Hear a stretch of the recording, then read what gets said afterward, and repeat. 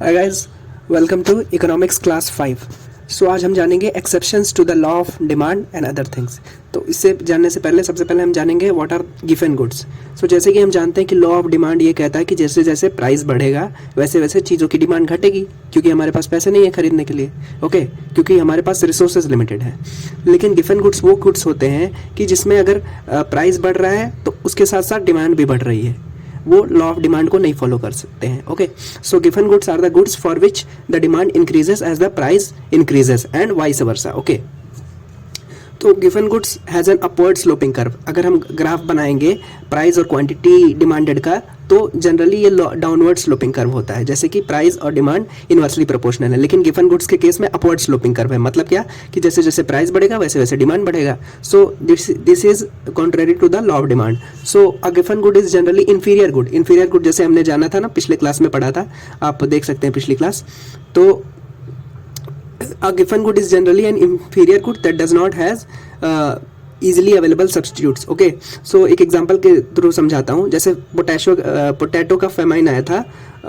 During the famine the price of potato increased. Okay, famine के हुआ था जब अकाल पड़ गया था, तो आलू नहीं मिल रहे थे बहुत ज़्यादा। तो उस केस में क्या हुआ था, आयरिश पोटैटो फेमाइन में, ये आयरलैंड में हुआ था। तो क्या हुआ था कि पोटैटो है नहीं, लेकिन उसकी डिमांड तो उतनी है। तो प्राइस बढ़ने के बाद में भी, क्योंकि हमें डिमांड को कट करना है, लोग बहुत ज़्यादा पोटैटो खरीद रहे थे। तो ये एक तरह से ये एक्सेप्शन है to the law of demand. Okay, so during the potato famine, as the price of potato increased, people had less money to buy potato. Okay, and people had less money to buy expensive things like meat, so they bought too much potatoes even if they had little money. Okay, so ये एक तरह से exception है to the law of demand, और ये एक given good है। Okay, so कुछ points है जिसके थ्रू मैं समझाना चाहूँगा कि ये 3-4 केसेस हैं जिसके केस में हम exceptions देखेंगे law of demand का। so सबसे पहला है कि natural calamities। so natural calamities में क्या होता है कि famine या flood के situation में लोग ज़्यादातर चीज़ें खरीदेंगे और स्टॉक करेंगे फ्यूचर के लिए बचाने के लिए। ओके, सो उस केस में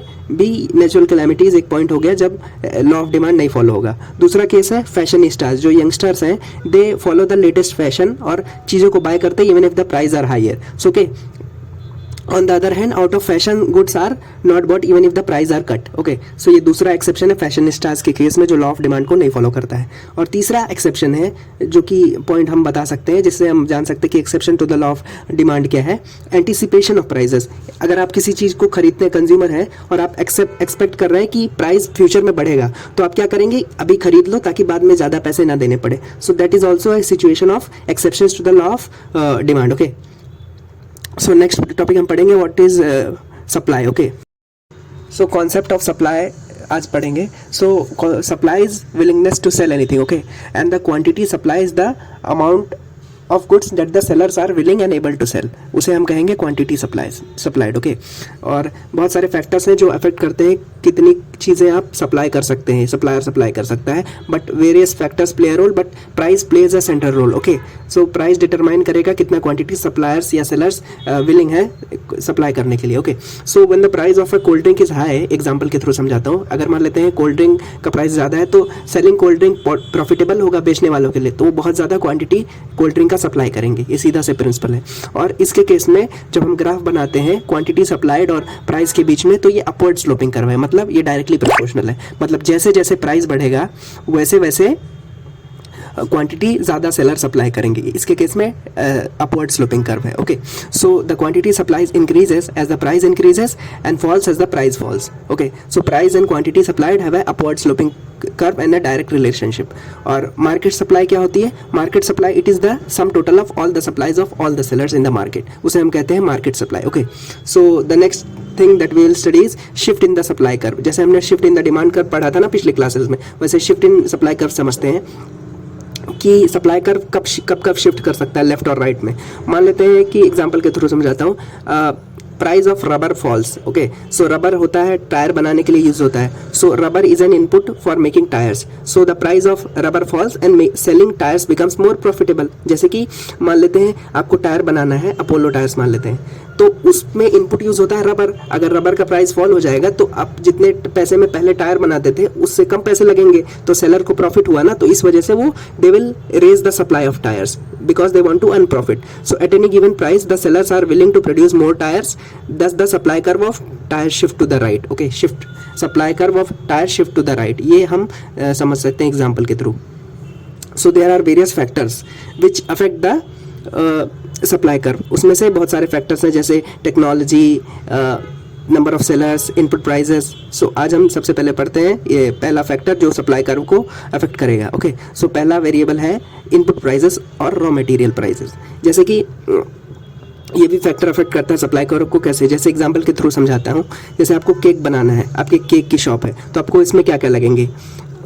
केक बेक करने के लिए मशीन लगेगी, क्रीम लगेगी, शुगर लगेगी और बहुत सारे आइटम्स लगेंगे. ओके, सो इनमें से किसी भी चीज़ का अगर प्राइस बढ़ता है तो ये इनपुट हुए ना केक बनाने के लिए. तो अगर इनमें से किसी भी चीज़ का दाम प्राइस बढ़ेगा तो आपको केक बनाना महंगा पड़ेगा. Okay, so then selling the or producing cakes is less profitable. जैसे कि महंगी हो गई उसकी इनपुट की चीज़ें, so the businesses supply less cake.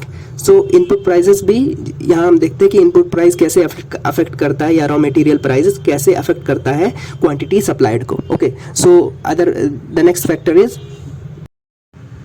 Factor is technology.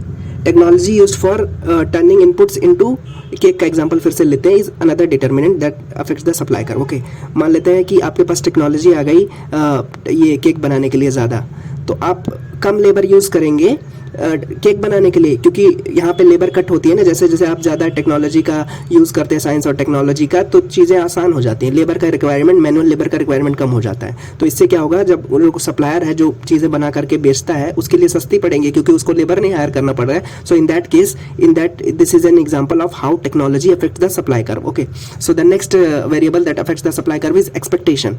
मान लेते हैं कि कोई बिजनेस ओनर है जो कि केक बेचता है, तो मान लेते हैं क्रिसमस आने वाली है और वहाँ पे क्रिसमस के केस में प्लम केक बहुत ज़्यादा बिकता है, तो सप्लायर को मालूम है ये चीज़. So if a business owner expects the plum cake demand to increase in the Christmas, he or she will hold some of its production. कुछ प्रोड्यूस करके वो बचा लेगा, क्योंकि सेम चीज़ मान लेते हैं वो 500 की बेचता है केक, और क्रिसमस के केस में वो 800 1000 का भी बेचेगा तो भी बिक जाएंगे. तो in this way expectation also affects the supply of a good, क्योंकि वो एक्सपेक्ट करता है ना सेलर कि मैं क्रिसमस में इसको महंगा बेच सकता हूँ. तो इस केस में एक्सपेक्टेशन भी एक वेरिएबल है जो अफेक्ट करेगी सप्लाई कर्व को कि कितनी चीज़ें सप्लाई करनी है. सो अगला केस है number of sellers. So number of sellers जैसे जैसे नंबर ऑफ सेलर्स बढ़ेंगे मार्केट के अंदर, कोई भी गुड है या कोई भी आइटम है वो ज़्यादा सप्लाई होगी. मान लेते हैं कि केक का एग्जांपल लेते हैं, तो अगर किसी मान लेते हैं एक गोवा शहर है, वहाँ पे केक की एक ही शॉप है, तो कम केक सप्लाई कर पाएगा वो. लेकिन अगर उसी के बाजू में 4-5 शॉप्स और हैं, 5 शॉप्स टोटल हो गई, तो ज़्यादा सप्लाई कर पाएंगे. ओके, सो ये सिंपल सा एक वेरिएबल है नंबर ऑफ सेलर्स. जैसे जैसे बढ़ेंगे वैसे वैसे चीज़ों की सप्लाई बढ़ेगी और सप्लाई. सो आज की क्लास में इतना ही. So in next class, economics class 6, we will study some other aspects. Okay, so thank you so much for watching. Bye bye.